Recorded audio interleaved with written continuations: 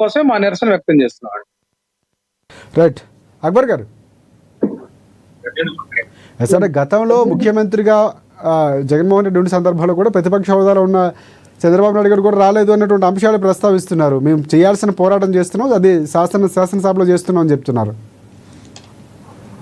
YSR party ఎప్పుడు ఏదో ఒక తప్పించుకునే మార్గంలోనే మాట్లాడుతూ ఉంటది. నిన్న స్పష్టంగా స్పీకర్ గారు మేము ఇవ్వలేము, మీరు అసెంబ్లీకి రాండి అని చెప్పి ఆ లేఖకు చదివినాడు. ఆయన అసెంబ్లీలోనే చదివినాడు. దానికి ఉదాహరణలు కూడా కొన్ని చెప్పినాడు. అవి ఫాలో కామని చెప్పండి వైఎస్ఆర్సీపీ వాళ్ళకు. చంద్రబాబు నాయుడు గారు ఎందుకు రాలే?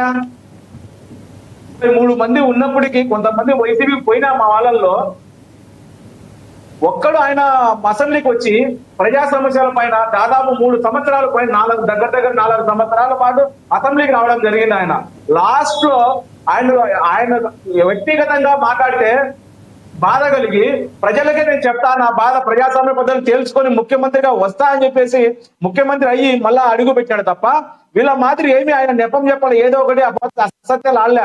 హిందూ సభలో పూర్తి స్థాయిలో అవమానం జరిగింది. వ్యక్తిగతంగా ఆయనను కుటుంబం పైన ఎట్టంటే అట్లా ఆ విధంగా మాట్లాడడం జరిగింది. అవన్నీ తట్టుకోలేక ఆయన స్పష్టంగా ఆయన చివరి స్పీచ్ వినమని చెప్పండి, ఖచ్చితంగా ఇది గౌరవ సభ అయినప్పుడే నేను వస్తా అని చెప్పి రాష్ట్ర ప్రజలందరి చేత ఆమోదం తెలుపుకొని ఖచ్చితంగా ఆయన 4వసారి అసెంబ్లీలోకి ముఖ్యమంత్రి అడుగు పెట్టినాడు. అడుగు పెట్టి మీరు రాండి అని చెప్పి స్వాగతిస్తా ఉన్నారు అసెంబ్లీ స్పీకర్ ద్వారా. లేఖలో ఏముంటది?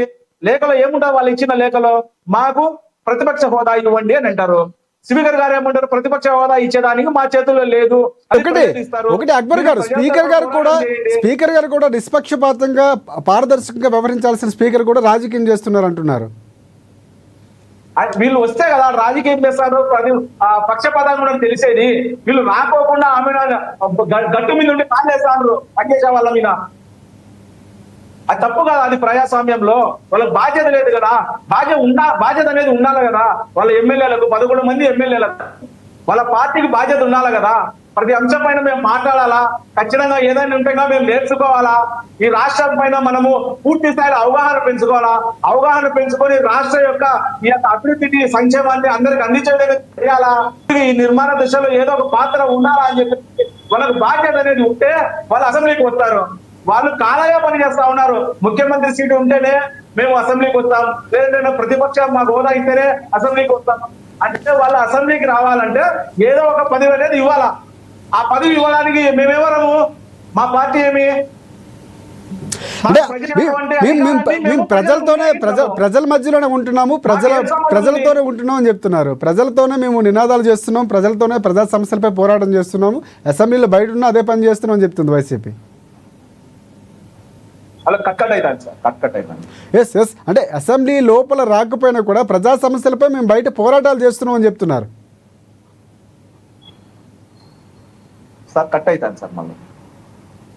రైట్, మనం ఒకసారి జనసేనకి వెళ్దాం. ఎస్ లక్ష్మీకాంత్ గారు.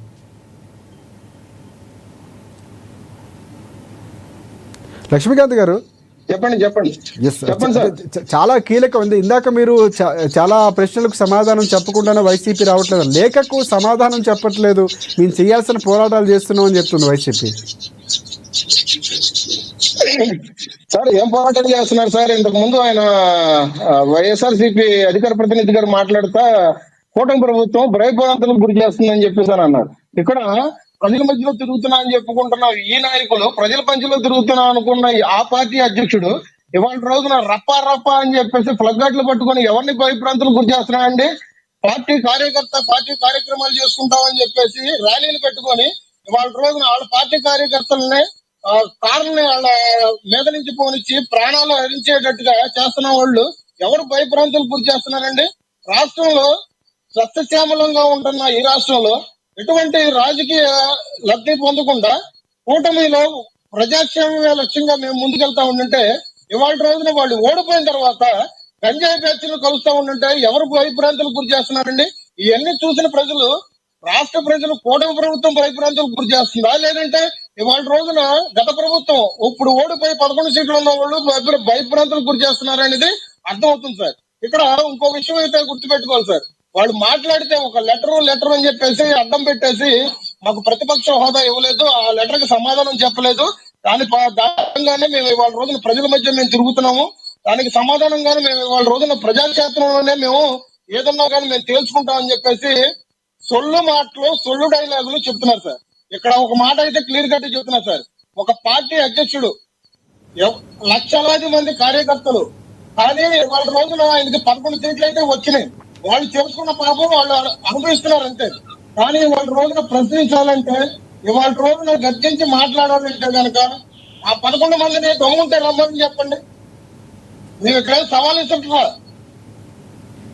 కానీ ఇవాళ రోజున అసెంబ్లీకి రాకుండా మాట్లాడి మీడియా ముందు తొలగొట్టడం అనేది ఎంతవరకు సమంజసం అని చెప్పేసి మేము అడుగుతున్నాం సార్. కానీ ఇక్కడ వరకు కూడా మాట్లాడితే స్పీకర్లు కూడా సమాధానం వాళ్ళ ఒత్తాసు పలుకుతున్నారని చెప్పేసి అన్నారు సార్. మీకు తెచ్చుకోండి సార్, వాళ్ళ ప్రభుత్వం ఉన్నప్పుడు చంద్రబాబు నాయుడు గారిని ఎందుకు 2.5 సంవత్సరాలు రాలేదని చెప్పేసి అని అన్నారు. దాని సమాధానం కూడా నేను చెప్తాను సార్. ఏంటి కళ్ళు ఎట్లా పెట్టుకొని చూస్తున్నాము, కళ్ళు దించు. చంద్రబాబు నాయుడు గారిని జగన్మోహన్ రెడ్డి అని 32 కేసులు ఉన్న ఒక వ్యక్తి, ఒక ఆర్థికస్తుడు, అప్పుడు 151 సీట్లు ఉన్నాయన్న